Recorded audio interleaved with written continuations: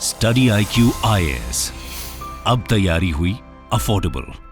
नमस्कार दोस्तों आप सभी को पता होगा सेंट्रल एशिया में यहाँ पर जो दो कंट्रीज हैं अर्मेनिया और अजरबैजान, दोनों के बीच में काफी ज्यादा टेंशन्स रहती है। और रिसेंटली यहाँ पर जो युद्ध हुआ था वो हुआ था बेसिकली नागोर्नो कराबाख रीजन को लेकर। ऑल्दो ये जो रेड कलर का आप रीजन देख रहे हो ये पूरी तरह से अजरबैजान के अंदर आता है, लेकिन यहाँ पर पहले नागोर्नो कराबाख में पहले अर्मेनिया के जो सेपरेटिस्ट हैं वो यहां पर रहते थे और वो एक इंडिपेंडेंट अपना अलग चाहते थे, मतलब वो अजरबैजान से अलग यहां पर अपना देश या फिर अर्मेनिया के साथ जुड़ना चाहते थे। लेकिन इंटरनेशनली अगर आप देखोगे तो ये जो नागोर्नो कराबाख है ये आपका अजरबैजान का ही पार्ट माना जाता था। लेकिन अब क्या होने जा रहा है कि अगले साल से ये जो नागोर्नो कराबाख है वो पूरी तरह से खत्म हो जाएगा, मतलब इसका कोई वजूद नहीं रहेगा वर्ल्ड के मैप में, क्योंकि यहां पर जो लोग हैं, जो अर्मेनियन सेपरेटिस्ट थे वो हार चुके हैं और जितने भी सेपरेटिस्ट थे वो वापस जा चुके हैं अर्मेनिया के अंदर। वो मैं आपको आगे वीडियो में बताऊंगा।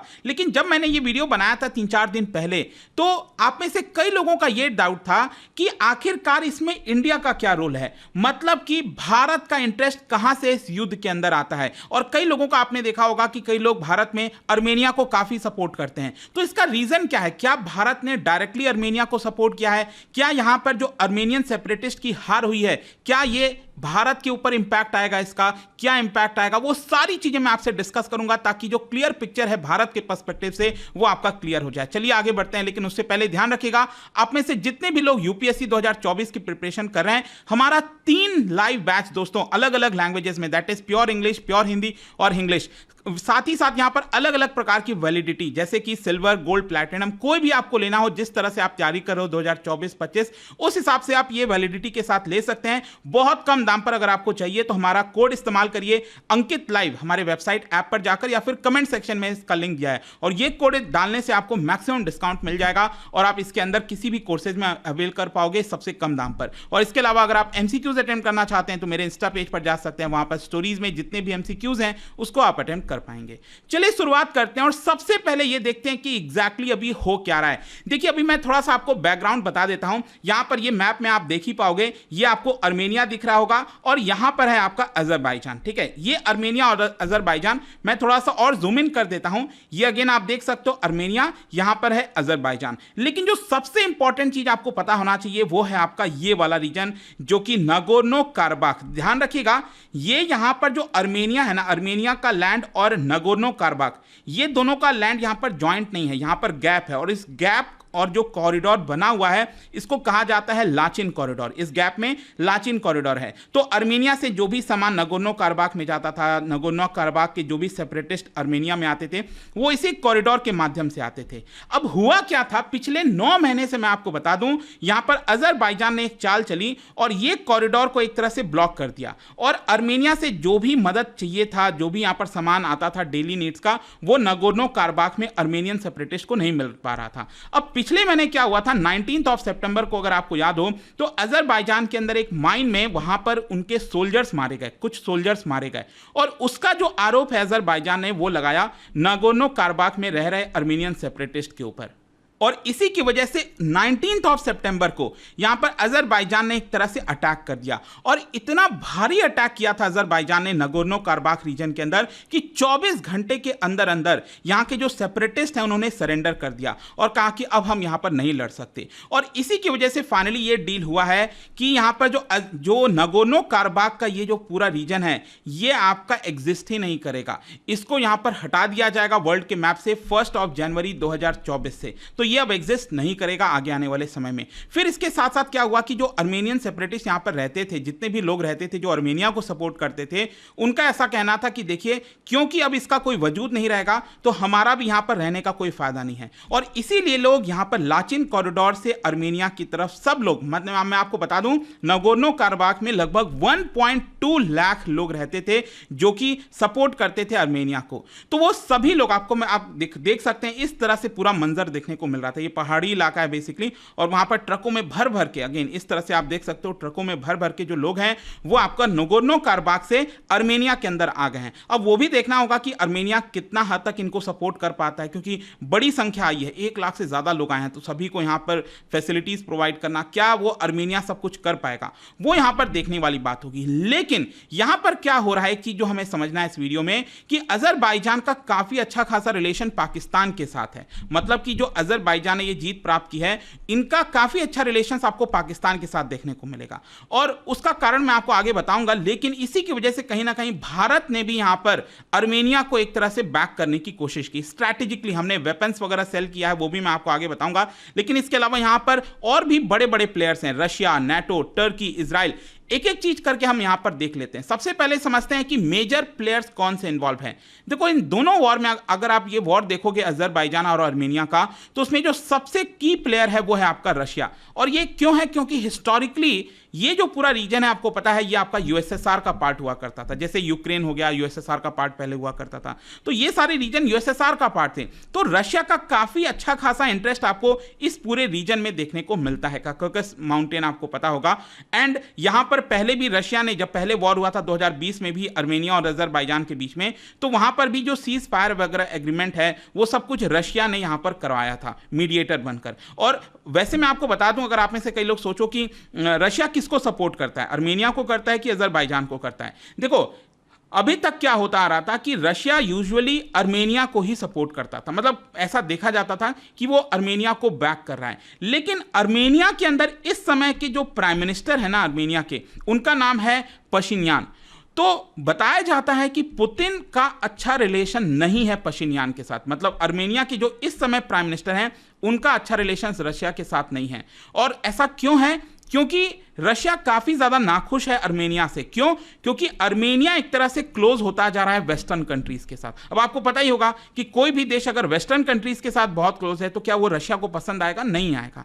तो इसीलिए रशिया काफी नाखुश है अर्मेनिया से कि हमने आपको हमेशा सपोर्ट किया, लेकिन आप यहां पर जो वेस्टर्न कंट्रीज हैं, नाटो है, उनके काफी ज्यादा करीब जाते जा रहे हो। वही वाला हाल है जैसे यूक्रेन वाला, आपको पता ही होगा कि यूक्रेन नाटो में ज्वाइन करना चाहता था, वो सारी चीजें आप सबको पता होगा। कुछ वैसा ही आपको देखने को मिलेगा। तो आई होप कि यहां पर रशिया का जो सपोर्ट है, रोल है, वो आपको समझ में आ गया होगा। और इसीलिए कहा जाता है कहीं ना कहीं कि अर्मेनिया और अजरबैजान के बीच में जो भी कुछ इस समय हो रहा है, उसमें रशिया ज्यादा इंटरेस्ट नहीं दिखा रहा है। उसने छोड़ दिया है बेसिकली, जो करना है कर लो। अब जहां तक यूनाइटेड स्टेट्स की बात है, यूरोपियन यूनियन कंट्रीज, तो ऑब्वियस सी बात है यहां पर जो वेस्टर्न कंट्रीज हैं वो अर्मेनिया को ही एक तरह से सपोर्ट कर रहे हैं, और अजरबैजान का जो भी यहां पर फोर्स इस्तेमाल किया गया उसको कंडेम किया गया है। साथ ही साथ ईरान किधर है? देखो, ईरान अर्मेनिया को सपोर्ट करता है। देखो, बड़ा इंटरेस्टिंग चीज है यहां पर आपको समझना है। ईरान जो है यहां पर, वो एक तरह से अर्मेनिया को सपोर्ट करता है। और आपको पता होगा यहां पर जो इजराइल है, इजराइल जो देश है, वो ईरान और इजराइल के बीच में बिल्कुल भी नहीं बनती। तो एक तरह से इजराइल अगर आप देखोगे तो वो अजरबैजान के सपोर्ट में है। जी हाँ, देखो बड़ा ही मतलब कॉम्प्लेक्स, इसी को कहते हैं जियोपॉलिटिक्स। आई होप कि आपको इंटरेस्टिंग लग रहा होगा कि ईरान क्योंकि अर्मेनिया को सपोर्ट कर रहा है, वो अजरबैजान को सपोर्ट नहीं करता।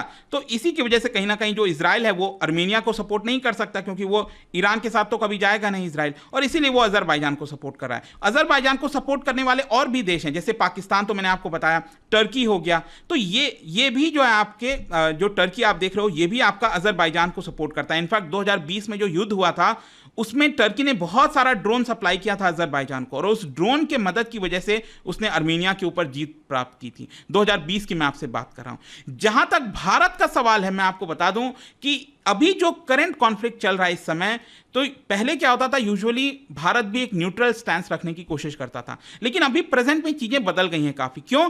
क्योंकि अजरबैजान, पाकिस्तान और टर्की, ये तीनों के बीच में ये जो ट्राइलेटरल पार्टनरशिप बनी है, इसकी वजह से कहीं ना कहीं भारत को मजबूर होकर अर्मेनिया को एक तरह से सपोर्ट करना पड़ रहा है। क्योंकि क्या हो रहा है कि यहां पर अगर आप देखोगे, जैसे पाकिस्तान हो गया, टर्की हो गया और अजरबैजान हो गए, ये तीनों देश क्या करते हैं, ये आपका भारत के कश्मीर के मुद्दों को लेकर बोलते हैं बार बार।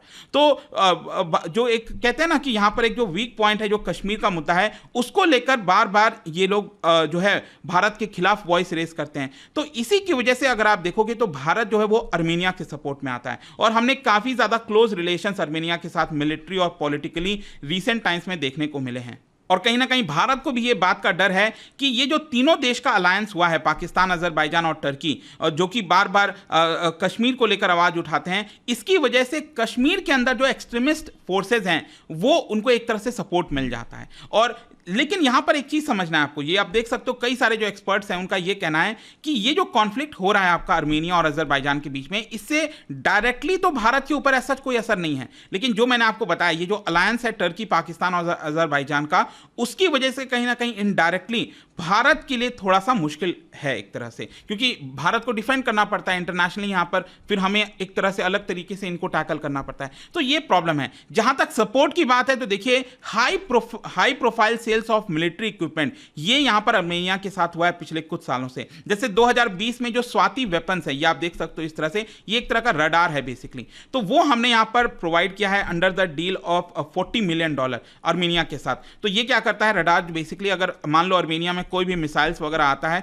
तो उसको एक तरह से ट्रैक करने का काम करता है। सिर्फ यही नहीं, अभी रिसेंटली क्या हुआ था कि यहां पर गवर्नमेंट टू गवर्नमेंट जो डील होता है भारत और येरेवन, मतलब कि जो कैपिटल है आपका आर्मेनिया का, तो उनके बीच में यहां पर ये डील हुआ था एंटी टैंक म्यूनिशंस का। पिनाका मल्टी बैरल रॉकेट आपको पता होगा, एक बड़ी डील यहां पर की गई थी, तो वो हमने आर्मेनिया को दिया है। फिर इसके साथ साथ $250 मिलियन का ये पूरा डील हुआ था म्यूनिशंस का, वो भी हुआ। उसके बाद अगर आप देखोगे तो आर्मेनिया ने भारत की एक प्राइवेट कंपनी के साथ एक और डील साइन किया था $155 मिलियन का, जिसके तहत आर्टिलरी सिस्टम जो है वो आर्मेनिया को दिया जा रहा है। मीडिया रिपोर्ट्स की अगर आप बात माने तो अजरबैजान ने यहां पर डिससैटिस्फैक्शन दिखाया। अजरबैजान ने बेसिकली ये कहा है कि हम भारत से खुश नहीं है क्योंकि भारत जो है वो आर्मेनिया को सपोर्ट कर रहा है। खैर यहां पर एक चीज आपको ये भी समझना है कि अभी ये जो युद्ध हुआ था बेसिकली ये सेपरेटिस्ट और अजरबैजान के बीच में हुआ था। अभी डायरेक्टली अगर आप देखोगे तो आर्मेनिया और अजरबैजान इन दोनों के बीच में अभी नहीं हुआ था, वो 2020 में हुआ था। अगेन उसमें भी आर्मेनिया की हार हुई थी, लेकिन अभी रिसेंट टाइम्स में ही भारत ने आर्मेनिया को वेपन सप्लाई किया है। तो ऐसा नहीं है कि यहां पर अजरबैजान की जो जीत हुई है वो डायरेक्टली आर्मेनिया से हुई है, वो बेसिकली नगोर्नो कराबाख में रीजन रह रहे लोगों के ऊपर हुई है। तो ये भी आपको थोड़ा सा ध्यान में रखना है। देखते हैं आगे क्या होता है, बट आई होप कि भारत के पर्सपेक्टिव से ये जो भी कुछ था वो आपको समझ में आया होगा। जाने से पहले एक इंटरेस्टिंग क्वेश्चन, क्या आप बता सकते हो कि अजरबैजान की ऑफिशियल करेंसी कौन सी है इसमें से? इसका राइट आंसर आप सबको पता है, मेरे इंस्टाग्राम पर तो मिलेगा ही, वहां पर अगर आप नहीं हो कोई बात नहीं, टेलीग्राम से ले सकते हैं इसका सही उत्तर। मैं कई सारे जो एमसीक्यूज हैं वो यहां पर स्टोरीज में डालता रहता हूं। बाकी अगर आपको पीडीएफ चाहिए तो टेलीग्राम पर आइए, अलग अलग सोशल मीडिया पर आप जुड़ पाओगे। और जैसा मैंने आपको बताया, कोई भी आप बैच लेना चाहते हो किसी भी वैलिडिटी के साथ सबसे कम दाम पर, वेबसाइट ऐप पर जाना है, कमेंट में भी इसका लिंक है, और यूज करना है आपको कोड अंकित लाइव ताकि आपको मैक्सिमम डिस्काउंट मिले। आई होप की वीडियो आपको पसंद आया होगा। मिलता हूं आपसे next time. Till then thank you very much, see you soon. Study IQ IAS, अब तैयारी हुई अफोर्डेबल।